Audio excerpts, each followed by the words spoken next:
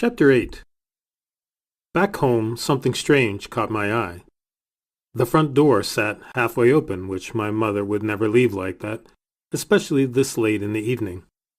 I rushed inside the home to find my mother lying on the floor, next to the couch. "Mom!" I called out, but received no answer. She lay motionless. I ran over as fast as I could. "Mom! Mom! Answer me!" Grabbing hold of my mother, I shook her, but she still didn't wake. "Please, Mom, wake up!" As I shook my mother, something on the floor caught my attention. A bottle of vodka lay near her head. This worried me since my mother wasn't a drinker. The bottle of vodka lay on its side, some of it spilled onto the floor. "Mom, did you drink all of this?" She still didn't respond to my questions. Then I found something else lying on the floor that scared me more than the vodka. A bottle of pills lay with the cap off. I scurried over to grab the pill bottle. Picking the bottle up, I realized it was a sleep aid. Sleeping pills? Mom never used sleeping pills before.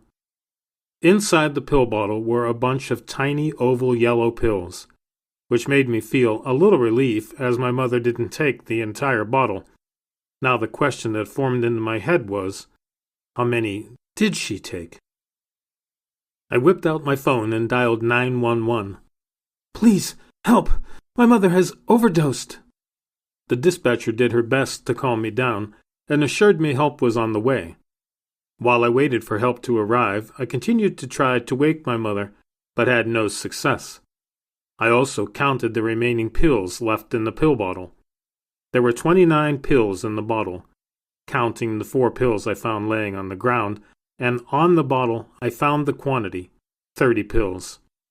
So she only took 1 pill. That's good, I suppose, but still, she mixed it with alcohol. I shook my mother harder. "Wake up, Mom!" My mother's eyes suddenly opened. Andy? Is that you?" The intensity of my tears grew. "Yes, it's me, Mom. You're going to be okay." "Andy," my mother whispered, "where's your dad at? I don't know where he is." I gently rubbed the back of my hand against my mother's face. "He's with us. He'll always be with us." The police arrived 2 minutes later, and 5 minutes after the police showed up, the paramedics entered my home. They placed my mother on a stretcher and rushed her to the ambulance. I stood in my living room, watching out the open front door, witnessing the ambulance race off to the hospital. The police questioned me, asking about my whereabouts. I had to describe everything to them, which gave me the willies. I hated speaking to the police. After the questioning, a young officer named Ness gave me a ride to the hospital. "Here you go, Andy," Officer Ness said as we pulled up to the hospital. "Thanks." "Hey, sorry about your dad. I knew him. He was friends with my dad." My head hung low. I sat silent for a few seconds before opening the door and stepping out of the car. Before I shut the door, I quietly said, "Thank you." Inside the hospital, a nurse led me back to my mother's room. Inside the room, a doctor stood above her, checking her vitals. My mother's eyes were closed. She appeared to be sleeping. The doctor explained to me the situation. He told me they hooked her up to an IV to help rehydrate her body. They also gave her a bunch of vitamins to help her recover. And it worked. I sat with my mother for about an hour and a half before she woke up. "Mom!" I shouted once her eyes opened. "Are you okay?" She placed her hand on her head, rubbing it slowly. "Ugh, where am I? Andy, what's going on?" "You're in the hospital, Mom. Don't you remember what happened?" She rubbed her eyes and started to cry. "I do remember. I do." "Mom, did you try to kill yourself?" My mother's eyes filled with water. Her nose turned a bright red. She grabbed a hold of my arm and squeezed. "Yes, I did, Andy. Without Daddy around, I figured, what's the point of living? Stepping back from my mother, I took a deep breath. Mom, I thought the same thing. The thought of my own almost suicide attempt re-entered my mind. But there is a reason to live, and for me, it's to make Daddy proud and to take care of you. My mother's eyes appeared to open wide. The same is true for you too, Mom. Make Daddy proud by living a happy life and to take care of me. My mother gestured me back in, and we shared a hug that felt like it lasted a lifetime. Monday morning arrived. I had spent the night at the hospital with my mother. She seemed in better spirits, which put me in a better mood. Well, Mom, I have to get going to school.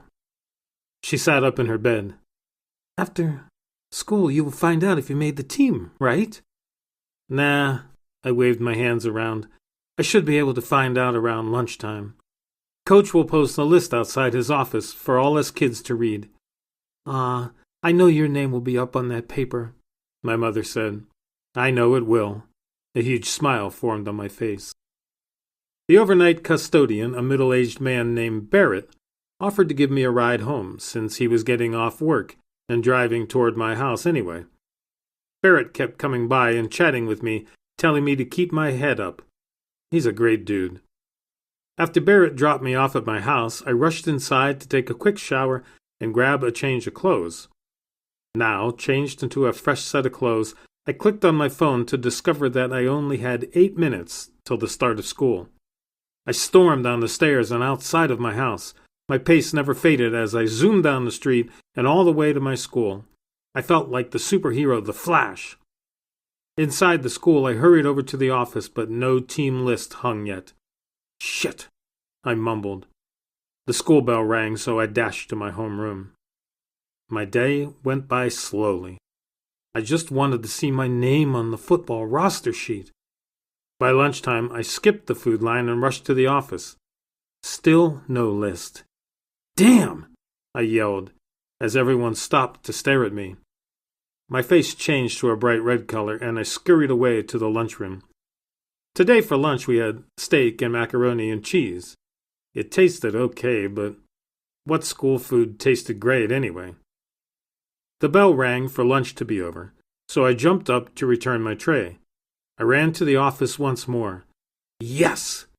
Taped up on the front of the office door was the football roster sheet. My name was on the list. Next to my name it said, Starting Quarterback. Yes! I did it! Congrats, man. I turned around to see Carl standing behind me. Thanks. No problem, bro. You won the spot fair and square.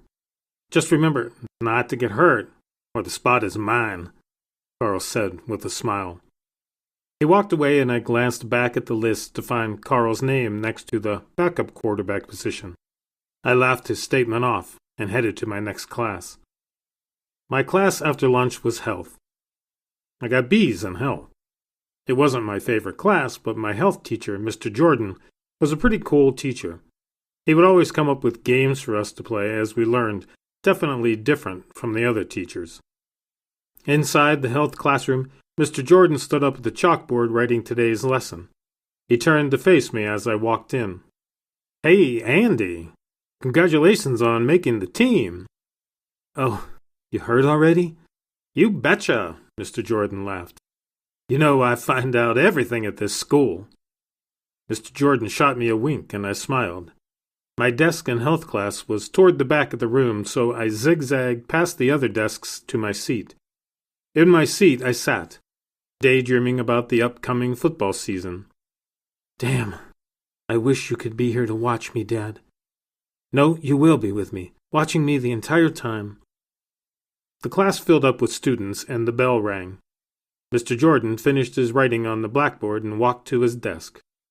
Good afternoon, students. How is everyone doing today? Fine, the entire class said in harmony. Just as Mr. Jordan started his lesson, someone busted inside the room, catching everyone's attention. Oh, hello, you must be Chase Sanderson, Mr. Jordan said. Yes, standing inside the room, bent over at the knees, huffing and puffing, was the boy who saved my life, Chase Sanderson. Yeah, I'm Chase Anderson. Sorry, I got lost and traveled down the wrong hallway. Mr. Jordan laughed. No worries, Chase. Here, come over to me. Mr. Jordan waved to have Chase come over by his side. Chase obliged. Chase and Mr. Jordan shook hands. Mr. Jordan glanced out toward the rest of the class. Okay, everyone. I'd like you all to meet our new student. His name is Chase Anderson, and he just transferred here from... Mr. Jordan paused, glancing at Chase. I just transferred from Angleville, Chase replied. Oh, okay. Well, Chase, why don't you tell the class a little about yourself? Chase glanced around the class. He seemed to notice me in the back. His eyes widened and a small smile formed on his face. Well, like I said, my name is Chase Anderson, and I'm from Angleville. I like to play and watch football, and, oh yeah, I suffer from a disease called systemic lupus erythematosus. Lupus? What? I thought, scratching my head. You can just call it lupus. It's easier, Chase said. He rubbed his hand through his hair. The lupus I have has attacked my kidneys, causing them to fail. They call this lupus nephritis. I suppose that was a bit much information, but I figured what better place to state it than in health class. One of my classmates, a girl named Sandra Williams, raised her hand. What is lupus? Mr. Jordan cleared his throat. Well, Sandra, lupus erythematosus is an inflammatory disease that causes the immune system to attack its own tissues. Sandra sat up in her chair, listening to Mr. Jordan. So did I.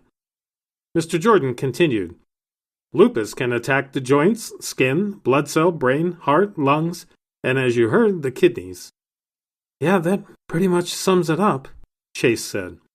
Everyone remained silent for a few seconds before Mr. Jordan patted Chase on the back and told him to take any empty seat he wanted.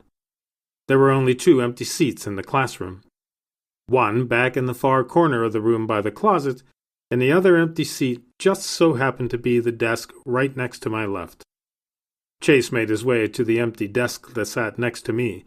He plopped down on the seat. Hey, Andy, it's great to see you again. How you doing? I'm good, man. It's good to see you again, too. Mr. Jordan cleared his throat once more. Okay, kids, let's begin today's lesson before the period ends. Class went on as normal. We learned about the digestive system. Nothing too exciting. Chase and I continued to talk, in a whisper, of course, for the remainder of the class. After class, we walked together to our next periods. Chase had study hall. I had art. We reached Chase study hall first.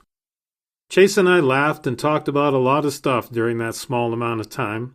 He even asked me about how I was feeling, regarding my situation of being up in that tree. I told him I didn't feel like that anymore, and he smiled. We said our goodbyes, and Chase walked inside his study hall. A small smile formed on my face. This kid will without any doubt be my best friend. I know this now even more than I did the first day we met.